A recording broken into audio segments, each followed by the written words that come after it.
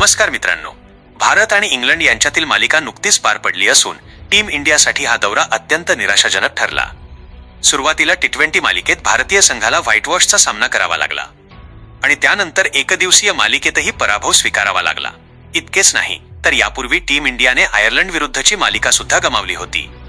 पण आता भूतकाळ विसरून टीम इंडिया पुढील आव्हानासाठी सज्ज झाली आहे। भारतीय संघ लवकरच झिम्बाब्वेच्या दौऱ्यावर जात आहे।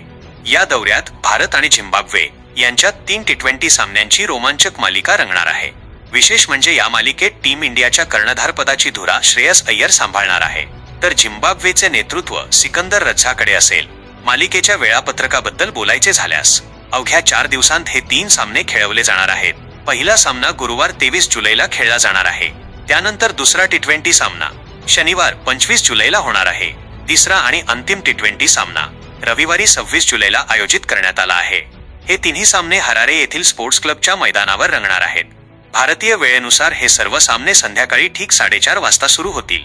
त्यामुळे मित्रांनो, एकही सामना चुकवू नका। आणि हा व्हिडिओ तुम्हाला आवडला असेल तर व्हिडिओला नक्की एक लाईक करा, तुमच्या क्रीडाप्रेमी मित्रांसोबत शेअर करा आणि ताज्या अपडेट्ससाठी आमच्या चॅनलला सबस्क्राईब करायला विसरू नका।